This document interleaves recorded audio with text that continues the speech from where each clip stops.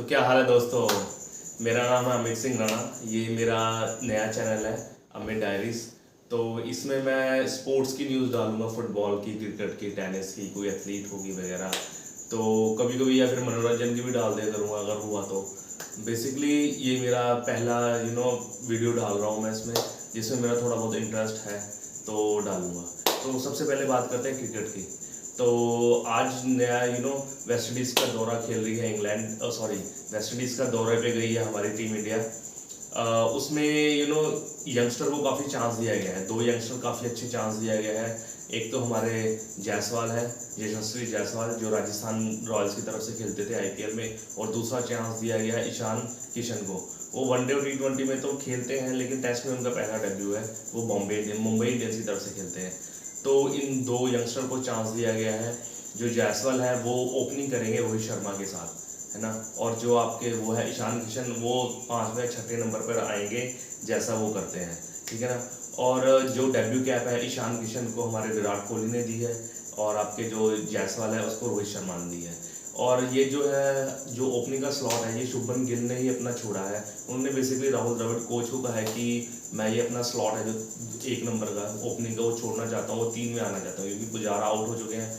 तो वो 3 में आएंगे, विराट कोहली 4 में, और अपने अजिंक्य रहाणे 5 में आएंगे।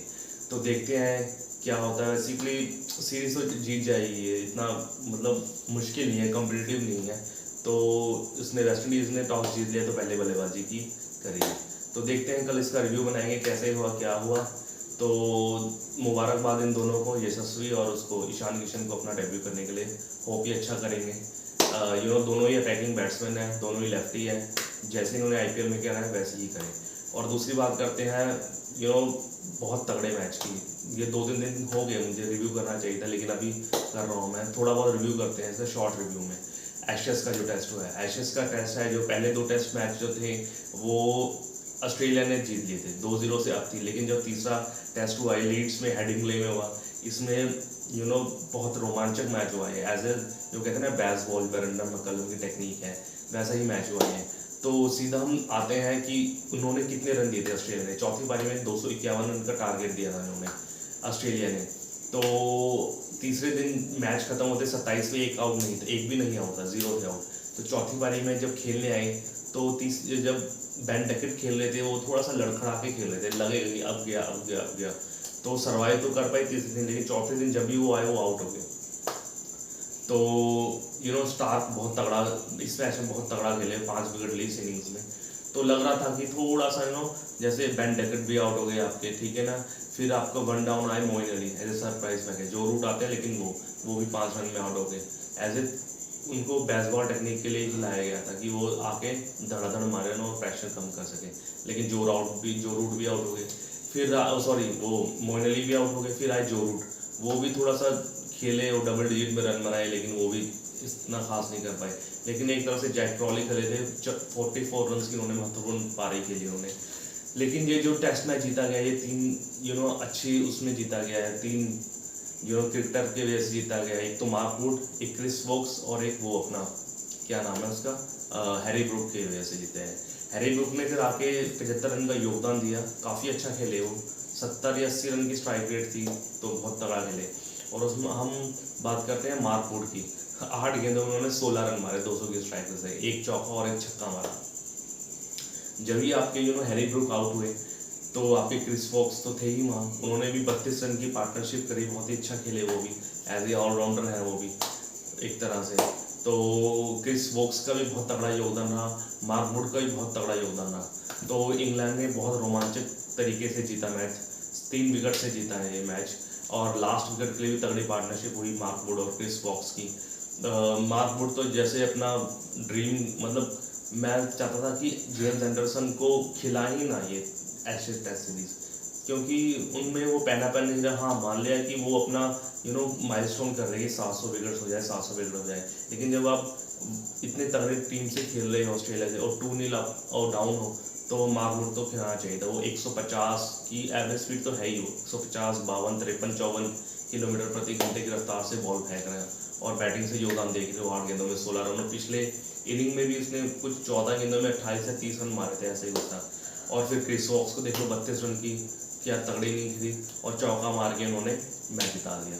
तो ये फिलहाल तगड़ा मैच हुआ ये। अब देखो 14 मैच मैनचेस्टर में खेला, 14 मैच मेरे ख्याल से मैनचेस्टर में खेला जाएगा, 19 जुलाई से ओल्ड ट्रैफर्ड में खेला जाएगा मैच। वो मोमेंटम तो अब इंग्लैंड के साथ हो गया, क्या पता सीरीज डिसाइडर तो नहीं कह सकते, लेकिन सीरीज मेकर कह सकते हैं इस मैच को। तो ये हो गई हमारी क्रिकेट की न्यूज़। अब फुटबॉल की थोड़ी बहुत है ट्रांसफ़र न्यूज़ को, क्योंकि अभी किसी के साथ मैच नहीं हो रहा लीग का। तो एक न्यूज़ खबर ये भी आ रही है कि जो PSG है, पेरिस सेंट जर्मन, फ्रांस का जो क्लब है, वो हैरी केन जो इंग्लैंड की तरफ से खेलते हैं और जो क्लब है टॉटनहम हॉटस्पर की तरफ से खेलते हैं, उनमें डील र्यूमर आ रहे हैं कि उनके पीछे भाग रही है PSG।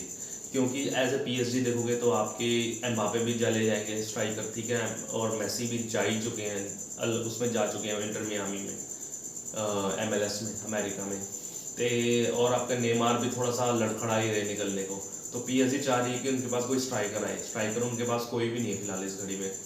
एम्बापे हैं, वो भी चले जाएंगे जो मैंने ऐसे बताया। तो वो हैरी केन की तरफ आकर्षित हो रहे हैं कि वो हैरी केन को कि अपने शिकंजे में ले ले। अब लेकिन रियल मैड्रिड भी है, चाहती है क्योंकि उनको ले ले, क्योंकि उनके करीम बेंजेमा जो सऊदी लीग में चले गए, वहाँ भी एक स्ट्राइकर की कमी खल रही है। तो रियल मैड्रिड भी उनके पीछे पड़ी हुई है डील ब्रेक करने में। तो देखो किस में जाता है, ये अच्छे प्लेयर हैं हैरी केन। और दूसरी खबर ये है कि जो है लिवरपूल में जो है हेंडरसन, वो भी जो है उनका भी थोड़ा सा लग रहा है कि वो सऊदी में लीग में खेले। अल इत्तेफाक लीग है, जिनके न्यू मैनेजर है स्टीवन जेरार्ड, वो भी लिवरपूल की तरफ से खेलते हैं। तो कप्तान में भी 33 साल के हैं ये हेंडरसन, में भी शायद जा सकते हैं ये कहाँ पर, अल इत्तेफाक में जा सकते हैं सऊदी लीग में। ये भी र्यूमर्स है, क्योंकि जो है जर्गन क्लॉप ने 95 मिलियन की साइनिंग्स करी हैं एक एलेक्स मैकलिस्टर से जो अर्जेंटीना की हैं, ठीक है ना, उनको साइनिंग की है, और एक डोमिनिक सोबोलस्की है, वो मेरे ख्याल से डेनमार्क के हैं। तो ये दोनों 95 मिलियन डॉलर का उन्होंने साइनिंग्स की है। तो उनको पैसा चाहिए, तो शायद रॉबर्टो फर्मिनो और या फिर इसको हेंडरसन का रूमर आ रहा है कि वो सऊदी लीग से खेले। देखो क्या होता है, जेरार्ड भी उनके कोच बन गए हैं, तो क्या पता वो उनको खींच लें। रूमर्स हैं, अभी फाइनल कुछ भी नहीं है। तो ये फुटबॉल का था थोड़ा बहुत। और एक बैलन डॉर की भी रेस चल रही है। तो कोई कह रहा है एम्बापे, कोई कह रहा है हमारा अर्लिंग हलांड, और तकरीबन जो मोस्टली 85 या 80% मेसी को जिताना चाहते हैं। तो मेरे टॉप 3 होंगे, तो पहले नंबर पे ऑब्वियसली लायनल मेसी होंगे, क्योंकि उन्होंने वर्ल्ड कप जीता है, ठीक है, PSG में लीग 1 जीते हैं, प्लेयर ऑफ द टूर्नामेंट कितने तो मिले उनको पिछले साल सॉरी। और दूसरे नंबर में मेरे ख्याल से एम्बापे जाएंगे, मेरे ख्याल से होना चाहिए, लेकिन अर्लिंग हलांड जाएंगे। एम्बापे ने अच्छा प्लेयर है हलांड से, अर्लिंग हलांड से, असिस्ट देख लो, उनका प्ले मेकर देख लो। और अर्लिंग हलांड मेरे ख्याल से तीसरे नंबर पर जाएंगे। उन्होंने चैंपियंस लीग जीत ली है, चाहे ठीक है, प्रीमियर लीग जीत ली है, FA कप जीता है, लेकिन तीसरे या दूसरे नंबर पे लेंगे। नंबर 1 तो मेरे ख्याल से बैलन डॉर, 8वां बैलन डॉर मेरे ख्याल से लायनल मेसी ही जीत रहे हैं। और ये हो गई हमारी फुटबॉल की बातें। और टेनिस की भी कर लेते हैं, विंबलडन चल रहा है। तो मतलब टेनिस में इतना इंटरेस्ट नहीं रहा जब से रॉजर फेडरर, राफेल नडाल और ये एंडी मरे और जोकोविच तो खेल ही रहे, जब से ये तकरीबन गए हैं, तो इतना मज़ा नहीं आ रहा देखने में। तो फिलहाल नई जो है नंबर 1 जो चल रहे हैं स्पेन के अल्कराज, क्या नाम है, मैं तो भूल ही गया उनका, अल्कराज नाम है उनका, कार्लोस अल्कराज क्वार्टर फाइनल में पहुंच गए हैं। उन्होंने इटली के प्लेयर को हराया है, एक सेट डाउन देखो 6-3, 6-3, 3-6, 3-6, 3-6 से वो जीते हैं। तो क्वार्टर फाइनल प्रवेश कर गया। वहीं हमारे दूसरे रैंक के प्लेयर नोवाक जोकोविच, वो भी क्वार्टर फाइनल में पहुंच गए आसानी से। तो मुझे लगता है कि नोवाक जोकोविच अपना 23वां ग्रैंड स्लैम जीत जाएंगे, क्योंकि कोई कंपटीशन नहीं है। अब जो नई जनरेशन है उनमें तकरीबन पता नहीं क्यों वो मज़ा नहीं आ रहा टेनिस देखने का, व्यूअरशिप भी कम हो जा रही है टेनिस की। तो देखना पड़ेगा क्या है। मेरे ख्याल से 23वां ग्रैंड स्लैम जीते हैं, फ्रेंच ओपन 22वां ग्रैंड स्लैम उन्होंने रिकॉर्ड कायम कर लिया। 20 ग्रैंड स्लैम रॉजर फेडरर के थे, 21 राफेल नडाल के, और 20 हो गए आपके नोवाक के। अगर ये जीत ले तो 23वां ग्रैंड स्लैम उनके पास आ जाएगा विंबलडन का।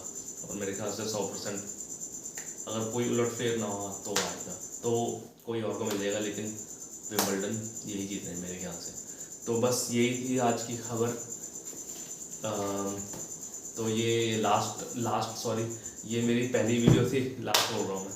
तो चैनल को लाइक सब्सक्राइब कीजिए, थोड़ा सा आप भी इंटरेस्ट दिखाइए और देखते हैं क्या होता है, चैनल का कहाँ ग्रोथ होती है, कहाँ तक जाता है। तो आज के लिए इतना, मिलते हैं कल, बाय।